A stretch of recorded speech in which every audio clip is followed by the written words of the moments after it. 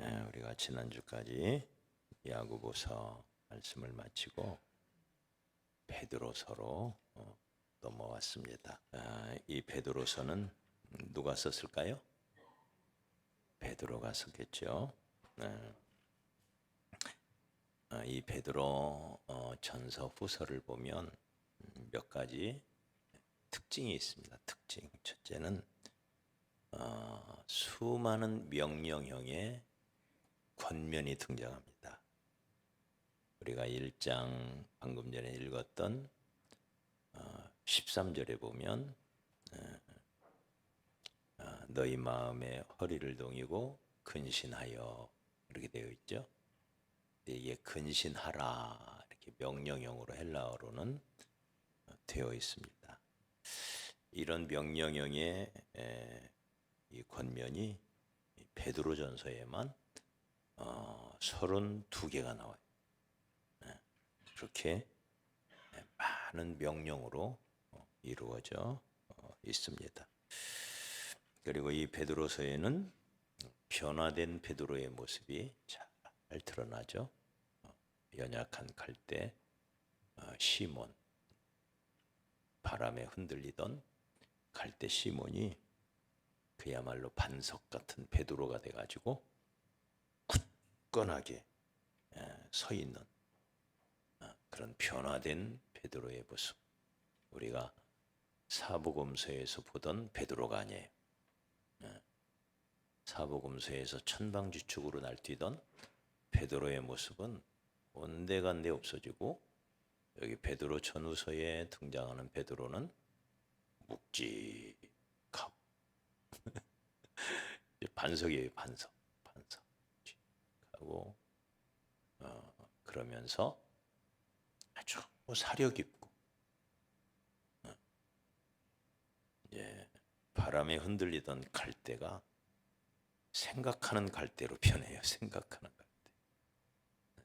그래서 깊이 생각하고 사유하는 그런 베드로의 모습을 우리가 보게 됩니다. 우리도 그렇게 변화될 줄 믿습니다.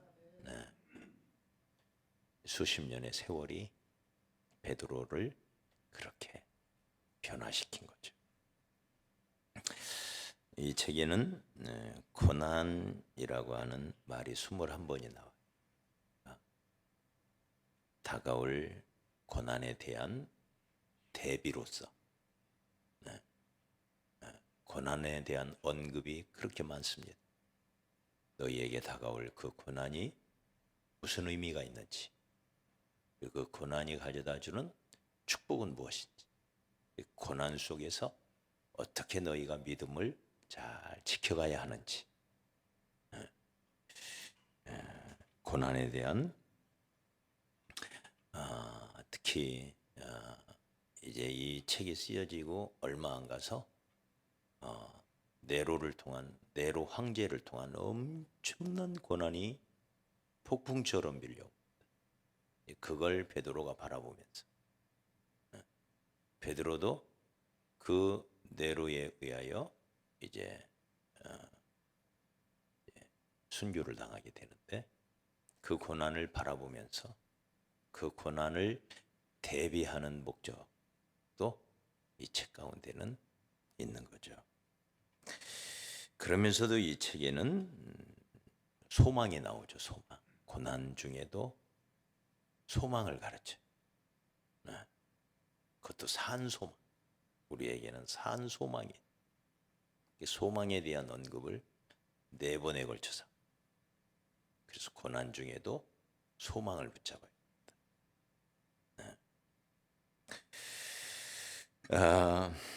우리가 4장 12절에 보면 불시험이라는 말을 써요. 불시험. 이제 임박한 엄청난 시험이죠. 불시험. 그런 불시험이 다가온다 할지라도 그건 결코 두려워할 일이 아니다.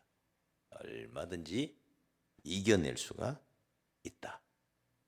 그 시험이 아무리 힘들어도 여기 5절에 보면 하나님의 능력으로 너희는 보호하심을 받을 거고, 6절에 보면 여러 가지 시험으로 말미암아 잠깐 근심하지만, 아무리 시험이 어려워도 그 시험은 잠깐이래. 잠깐. 그러나 그 시험 후에 찾아오는 영광은 영원한 거죠. 할렐루야. 그래서 그 영광이 얼마나 대단한지 금보다도 더 귀하다. 그리고 7절에 보면, 마지막에 보면 칭찬과 영광과 존귀로 갚아주실 거다. 네. 그래서 고난이 고난으로서 끝나는 게 아니라는 거죠. 그러면서 4장에 보면, 4장에서도 4장에 14절에 제가 한번 읽어볼게요. 너희가 그리스도의 이름으로 치욕을 당하면 복 있는 자다. 그리스도 때문에 당하는 고난, 예수님을 믿기 때문에 지불해야 되는 고난이 있어요. 예수 안 믿으면 그런 고난이 있을 리가 없어요. 예수를 믿기 때문에 오는 치욕, 고난이 있다면 그것은 복 있는 자다. 복 있는 자다. 영광의 영이 너희 위에 계십니다. 그러니까 고난은 영광으로 가는, 반드시 영광으로 가기 위하여 거쳐야 하는 과정이라는. 할렐루야. 그래서 고난 받을 때 영광의 영이 너희 위에 계신대. 네. 베드로가 이 편지를 쓰고 바로 그 다음 해 AD 64년경에 순교했을 것으로 추정이 돼요. 그때가 네로 황제의 박해가 막 시작되는 시점이었습니다. 전설에 의하면 베드로가 그 로마에서 시작된 그 엄청난 박해를 피해서 도망을 가요. 피신을 가요. 그때 노상에서 주님이 나타나셨다고 합니다. 주님은 어디론가 부지런히 가고 계셨어요. 그래서 깜짝 놀라 베드로가 주님께 묻죠. 쿠오바디스 도미네, 주여 어디로 가시나이까? 자기를 쳐다보지도 않고 어디론가 바삐 가시는 주님을 만난 거예요. 주여 어디 가십니까? 네. 그러자 주님께서 나는 네가 버리고 떠나는 로마를 향하여 간다. 로마의 영혼을 위하여 다시 한번 십자가에 못 박히기 위해 나는 로마로 간다. 네. 이 환상을 본 베드로가 충격을 받고 가던 길을 돌이켰다고 그러지. 그리고 로마로 가서 가자마자 붙잡혀. 그리고는 십자가에 이제 매달려 죽임을 당하는데, 그때 베드로가 내 사랑하는 주께서 십자가에 매달려 죽었는데 내가 어찌 그렇게 죽을 수가 있겠니? 나를 거꾸로 매달아라. 그래서 십자가에 거꾸로 매달려 순교를 당했다고 하는 이야기죠. 그래서 요한복음 21장 18절에 보면 내가 진실로 진실로 네게 이르노니 네가 젊어서는 스스로 띠띠우고 원하는 곳으로 다녔거니와 늙어서는 네 팔을 벌리리니. 늙어서 팔을 벌린대. 네. 그게 이제 예수 어떠한 죽음으로 하나님께 영광을 돌릴지를 말씀하신 거라 그랬어요. 십자가에 거꾸로 매달려 팔 벌려 십자가형의 순교를 당. 그때 베드로의 아내 컨콜디아가 남편을 향해서 외쳤다 그래. 여보, 주님을 기억하세요. 그리고 승리하세요. 이렇게 큰 소리로 옆에서 외쳤다고 합니다. 여러분, 우리도 어떤 고난도 능히 이길 수가 있습니다. 믿습니까? 많은 고난이 찾아와요. 예수를 믿다 보면 이런저런 오해도 생기고요. 이런저런 시련, 이런저런 아픔이 우리에게 있는 거죠. 이 신앙의 여정 중에 주님은 이렇게 말해요. 좁은 길이, 좁은 길이에요. 그러기에 때로 외로움도 있어요. 외로워요. 신앙의 길은 외로워요. 옆에 사람들이 많아도 주만 바라보고 가는 이 좁은 길에는 때로는 두 사람이 함께 손잡고 갈 수 있을 정도의 길도 안 돼. 겨우 혼자서 외롭게 가야 할 때도 있고요. 때로는 지고 가는 짐이 너무 무거워가지고, 야, 이거 이제 좀 이 짐 좀 내려놓고 나도 좀 편히 좀 살까, 이런 생각이 들 때도 있죠. 무거워요, 이 짐. 그래도 가야 합니다. 어떤 자매가 자기가 지고 가는 십자가가 너무 무거운 거예요. 그래서 예수님께 부탁을 했대. 예수님, 내 십자가가 너무 무거워요. 조금만 가볍게 해주세요. 그랬더니 목수답게 예수님이 톱으로다가 뚝딱 밑에를 잘라주더래. 한결 가벼워졌어요. 그래서 가벼워진 이 십자가를 지고 또 그 길을 가는데, 그래도 또 조금 있으니까 또 무거워지는 거예요. 또 부탁했대. 예수님, 그래도 무거워요. 조금만 더 잘라주세요. 그랬더니 이번에도 톱으로다가 또 싹둑 밑에를 잘라주더래. 그래서 힘든다고 때를 쓸 때마다 주님이 나타나셔가지고 잘라주고. 그래서 이제 몽당 십자가, 몽당 연필이 아니라 이제 몽당 십자가를, 그런 말이 있나요?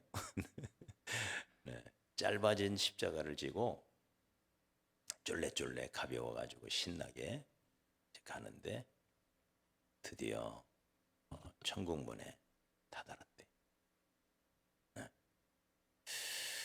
근데 천국문에 딱 들어가려고 보니까 앞에 구렁이 있는 거예요. 구렁. 그런데 자기와 같은 많은 순례자들이 낑낑대면서 그 십자가를, 무거운 십자가를 낑낑대면서 와가지고는 그 십자가를 딱 내려놓으니까 그게 다리가 돼가지고 탁 건너서 천국에 들어가는.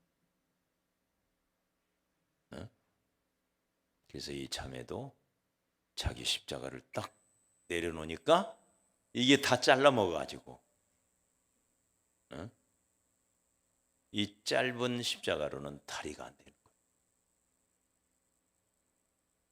여러분, 때로 짐이 무겁게 느껴져도 그 짐 잘 지고 가시기 바랍니다. 그 무겁다고 투덜대면 안 돼.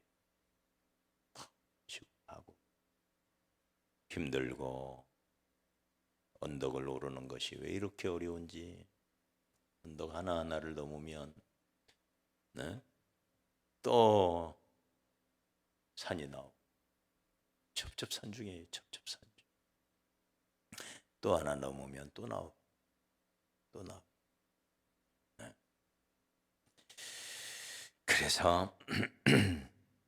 그래서 1장 7절을 한번 봐요. 1장 7절 시작. 너희 믿음의 확실함은 풀로 연단하여도 없어질 금보다 더 귀하여 예수 그리스도께서 나타나실 때에 칭찬과 영광과 존귀를 얻게 할 것임이라. 아멘. 믿음을 금과 비교를 하죠. 이 금이라고 하는 것은 어떻게 해서 만들어지느냐? 뜨거운 용광로를 몇 번을 거쳐야 금이 아닌 다른 성분이 다 타버리고 다 녹아버린 다음 마지막 남는 게 금이란.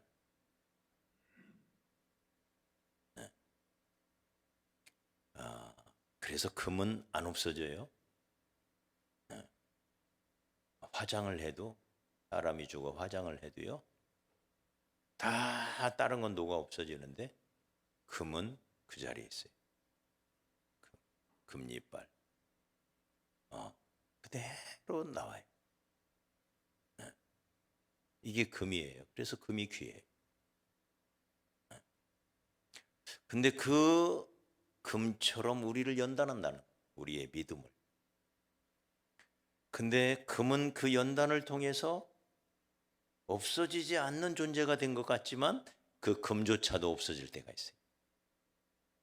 가루가 되어 흩어질 수도 있고요. 어떤 도둑놈이 훔쳐갈 수도 있고요. 불로 연단해도 그래도 결국 없어질 수 있는 게 금이에요.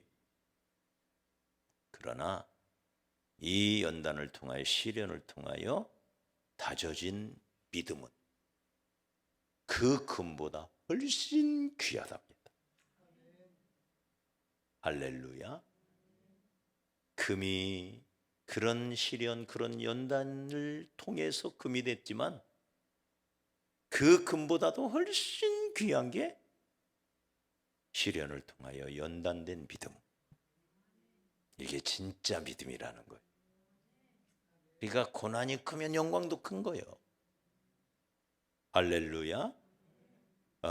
그래서 여러 가지 시험이 우리에게 찾아올 수가 있습니다. 여러 가지 종류만 여러 가지일까요? 여기 6절에 보면 그러므로 너희가 이제 여러 가지 시험으로, 가지각색의 시험이 있는데 크기도 다르고 모양도 다르고 색깔도 다르고, 이게 시험이에요. 이게 왜 이렇게 그 시험의 종류도 많은지요?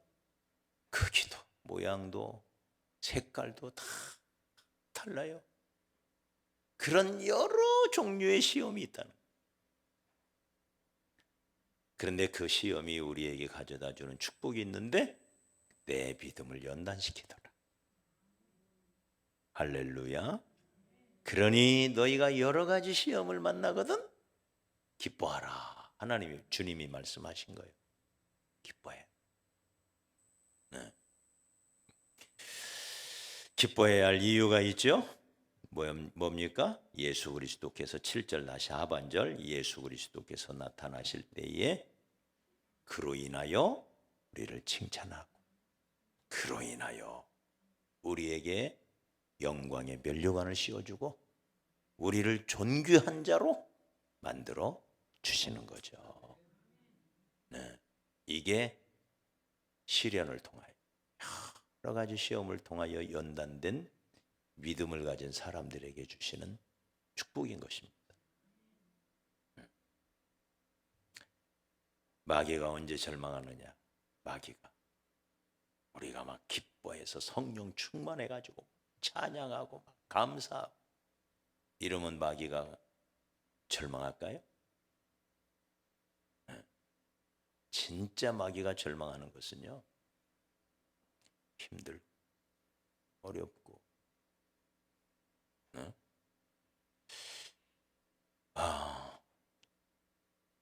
그럼에도 불구하고 또 꾸역꾸역 주님 앞에 나가지고 주님 앞에 나와가지고 엎드려서 눈물을 흘리며 기도하는 그 모습을 볼 때 마귀는 절망한대요. 도저히 저 녀석은 저거 감당할 수가 없구나. 저 집사는 도저히 내가 감당할 수가 없다. 그때 두 손을 든다는 거예요. 아니 그런 상황에서 어떻게 또 주님 앞에 나아가지? 아니 그런 상황에서도 어떻게 또 찬양을 하고 있지? 감사하고 있지? 그래서 마귀는 절망. 그러므로 여러분 때로 핍박이 오고 누군가가 우리를 조롱하고 우리를 미워하고 우리를 향하여 악한 말을 하고 그래서 섭섭한 일을 만나고 네? 그런 일들 만나지요. 우리 끊임없이 끊임없이. 욥이 말한 것처럼 나의 가는 길을 오직 그가 아시나니 그가 나를 단련하신 후에 내가 정금같이 나오리라. 할렐루야. 이런 시련을 통해서 나를 하나님은 단련하기를 원하시는 거죠. 그러므로 우리 고난자 이겨내십시다. 네, 고난은 우리를 연단하기 위한. 자, 두 번째는 고난을 통하여 우리에게 주고자 하는 게 있어요. 그게 바로 소망입니다. 소망. 여러분, 이 세상에서 잘 되면 모든 게 잘 되고 막 모든 게 넉넉하고 집도 좋고 자동차도 좋고 다 좋으면요 어떻게 될까요? 좋아요? 네. 그러면 주님께 소망을 두지 않아. 이 땅이 너무 좋은 거예요. 네? 땅의 것이 너무 좋은 거예요. 네. 그래서 이 땅에서 오래 살고 싶어요. 네.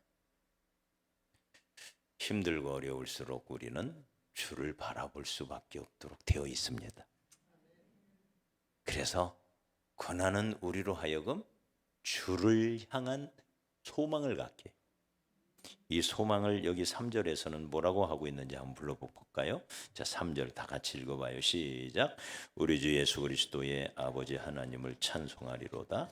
그의 많으신 긍휼대로 예수 그리스도를 죽은 자 가운데서 부활하게 하심으로 말미암아 우리를 거듭나게 하사 무슨 소망?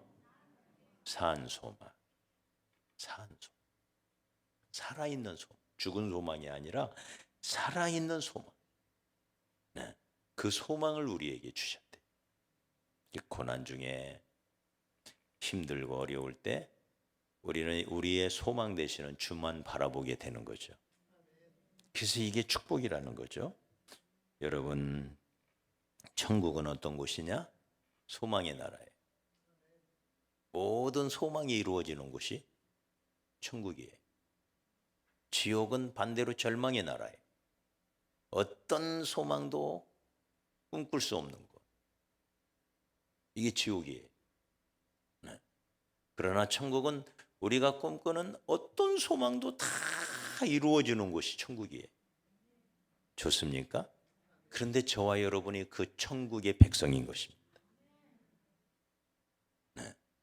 그러니 우리에게 내가 구원받았다고 하는 것은 우리에게 놀라운 소망이 주어졌다는 거예요. 그 소망은 어떤 소망이냐? 다함이 없는 소망, 살아있는 소망. 네. 근데 이런 살아있는 소망은 우리가 구원받을 때 받지만 고난 속에서 더 빛이 나요. 고난 속. 힘들고 어려울 때 예수만 바라보는 거죠. 예수만 의지하고. 나의 소망은 예수밖에 없다. 사람은 알 수가, 사람은 나를 모른다. 네. 사람이 나를 알아요? 내 남편이 나를 알까요? 내 아내가 나를 알까요? 몰라요. 나를 아는 분은 예수밖에 없습니다. 그래서 예수만이 소망이 되는 거예요. 따라합시다. 예수님 한 분으로 충분합니다. 믿습니까? 우리의 신앙 고백이죠. 나는 예수 한 분으로 충분합니다. 내 소망은 예수님밖에 없습니다. 그래서 예수 바라. 또 예수 바라. 또 예수 의지하고 예수밖에 없어요. 죽지 않는, 없어지지 않는, 닳지도 식지도 않는 어떤 상황 속에서도 변하지 않는, 다함이 없는 살아있는 소망. 그건 예수님이십니다. 그 예수님을 바라볼 수 있는 게 바로 바라볼 수 있도록 하는 게 고난이죠. 그래서 4절을 한번 읽어봐요. 4절. 자, 시작. 썩지 않고 더럽지 않고 쇠하지 아니한, 이게 산 소망이에요. 살아있는 소망은 썩지 않아요. 더럽혀지지 않아요. 쇠하지 않아요. 네, 이 산 소망을 4절에서는 유업이라고 표현을 해요. 유업. 우리가 나중에 장차 받을 상속물이라는 거죠. 그리고 그것은 너희를 위하여 하늘에 간직한 것이다. 지금 하늘에 우리를 위하여 다 준비되어지고 있는 거예요. 이런 소망을 하나님은 우리에게 주신 것입니다. 그러니 여러분, 아무리 힘들고 어려워도 예수만 바라보시기 바랍니다. 예수만이 나의 능력이 되시고 예수만이 내 가는 길에 등불이 되셔. 예수 바라. 또 예수 의지. 어떻게 하면 예수로 충만해질까? 그게 우리의 고민이 되어요. 네. 이 세상을 바꾸실 수 있는 분도 예수밖에 없습니다. 정치가 중요하지만, 그래서 대통령도 잘 뽑는 게 중요하지만, 결국 예수만이 이 세상을 하나님의 나라로, 의의 나라로, 완전한 나라로 바꿔갈 수가 있습니다. 믿습니까? 그래서 우리가 항상 예수를 부르짖는 이유가 거기 있어요. 예수. 우리는 좌파도 아니고 우파도 아니고, 네. 양파는 더더욱 아니고 무슨 파? 예수파. 예수 중심. 예수만이 우리의 소망이 되십니다. 할렐루야. 예수만이 이 세상에 진정한 평화를, 진정한 사랑을, 진정한 영광을 예수만이 가져다 줄 수가 있는 거예요. 그래서 성경의 모든 위대한 하나님의 사람들은 그 예수만 증거하고 다녔던 거예요. 예수 자랑하고 예수 선포하고. 사도 바울 보십시오. 네. 그 많은 박해를 받으면서도, 순교의 제물로 드려지면서도 그는 오직 예수. 왜? 예수만이 소망이 되기 때문에. 할렐루야. 예수만이 세상을 변화시킬 수 있기 때문에 예수를 전하, 예수를 붙드는. 영국의 에드워드 모트라고 하는 한 젊은이가 있었습니다. 37살. 캐비닛 제조공. 어려서부터 공장에서 공장 직원으로 일하면서 자기의 처지에 대하여 불평하고 원망하고 열등감이 쪄들어가지고 그 세상에 대한 반항심을 가지고 그렇게 살았던 젊은이였습니다. 근데 그가 어느 날 런던 거리를 배회하다가 자그마한 교회가 눈에 들어오는 거예요. 그 자그마한 예배당을 보자마자 내가 어렸을 때 가봤던 교회 한번 가보자, 이런 생각이 들어서 그 교회를 찾아 들어갑니다. 그때 그 작은 교회 목사님이 요한복음 3장을 가지고 거듭남의 진리에 대하여 쭉 설교를 하는 거예요. 그때 이 모트 마음에 나도 거듭나야겠다. 나도 이 삶을 청산하고 나도 새로워지고 싶다. 그래서 그때 그 말씀을 붙들고 기도하기 시작해. 그때 성령이 역사하셔서 그날 밤에 거듭나는 체험을 합니다. 그리고는 그의 일기에 이렇게 말합니다. 내 망치 소리는 이제 노래가 되었다. 그리고 내 망치는 이제 춤을 추기 시작했다. 신이 나서 이랬다는 거예요. 신이 나. 원망과 불평으로 가득했던 이 친구가 똑같은 일을 하는데 이제 그 쾅쾅대는 캐비넷 여러분 판금이라고 그러죠. 판금하는데 가보신 적 있나요? 정말 시끄럽습니다. 양철판 두드리고 접고 얼마나 시끄러운지 몰라요. 그런데 그 소리가, 그 망치 소리가 노래가 되고 하루 종일 내리치는 그 망치가 마치 춤을 추는 것처럼 그렇게 변한 거예요. 눈동자는 생기가 돌고 마음속에는 기쁨이 솟아나고 그러면서 내 마음에 예수가 오셨기 때문이다. 그 모트의 일기에 기록된 거예요. 행복한 목공이 된 거예요. 행복한 이 제조공이 된 거예요. 그러면서 점점점 그의 삶이 풍요로워지고 나중에 자꾸 진급을 하게 되고 그 캐비닛 공장을 자기가 인수를 하게 돼요. 나중에. 그래서 큰 아주 성공적인 사업가가 됩니다. 그리고는 그가 55이 되었을 때 자기를 거듭나게 하신 주님의 은혜가 너무 놀라워서 자기의 재산을 정리해 가지고 교회를 하나 세워요.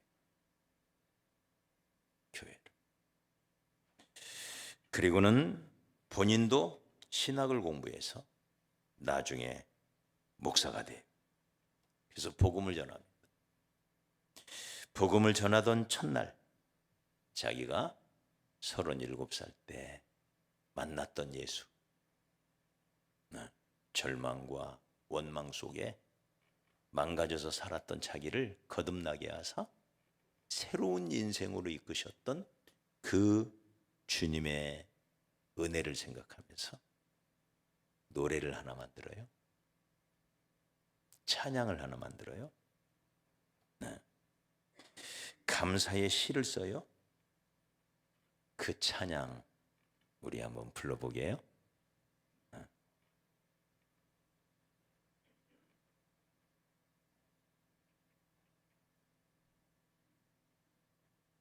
우리 잘 아는 찬양입니다.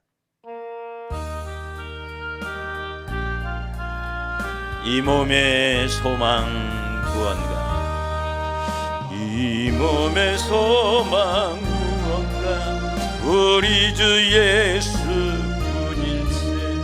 우리 주 예수밖에는 믿으리 아주 없도다. 굳건한 반석이시니 그 위에 내가 서리라. 그 위에 내가 서리라. 무섭게 바람 부는 밤 물결이 높이 설렐 때 우리 주 크신 은혜에 소망에 닿을 줄이라. 굳건한 반석이시니 그 위에 내가 서리라. 그 위에 내가 서리라. 세상에 믿던 모든 것 끊어질 그날 되어도 구주의 온양 미사와 내 소망도 우크리라. 굳건한 반석이시니 그 위에 내가 서리라. 그 위에 내가 서리라. 바라던 천국 올라가 하나님 존에 배울 때 구주의 의를 힘입어 오요시 앞에 서리라. 굳건한 반석이시니 그 위에 내가 서리라. 그 위에 내가 서리라. 아멘. 우리 한번 고백합시다. 예수 한 분으로 충분합니다. 다시 한번 예수님 한 분으로 만족합니다. 아멘. 그분이 나의 소망이 되시고 그분이 나의 능력이 되시기에 때로 주를 섬기는 길 여러 가지 종류의 시련과 고난과 아픔이 때로는 오해도 발생하고 때로는 지고 가는 짐이 너무 무겁고 때로는 너무 외롭기도 하고 때로는 너무 답답하기도 하고 온갖 무거운 짐이 나의 가녀린 어깨를 짓누를 때도 있지만 그러나 그 모든 것은 내 믿음을 연단시키려 주시는 하나님의 깊으신 뜻이 있습니다. 불로 연단해도 결국은 없어져 버리는 것이 금이지만 그러나 연단을 통하여 빚어진 믿음은 그 금보다 훨씬 귀하여서 칭찬과 영광과 존귀로 우리 주님이 갚아 주실 것입니다. 주께서 그런 길을 가셨습니다. 베드로도 그런 길을 갔습니다. 사도 바울도 그 길을 갔습니다. 우리도 그 길을 지금 가고 있는 것입니다. 예수 한 분으로 나는 충분합니다. 예수님 한 분으로 나는 만족합니다. 예수만이 나의 소망이 되십니다. 예수만 바라보겠나이다. 예수만 의지하겠나이다. 이 몸의 소망은 예수밖에 없습니다. 우리 고백하면서 이 시간 우리 주님 앞에 주의 이름 부르고 같이 기도합시다.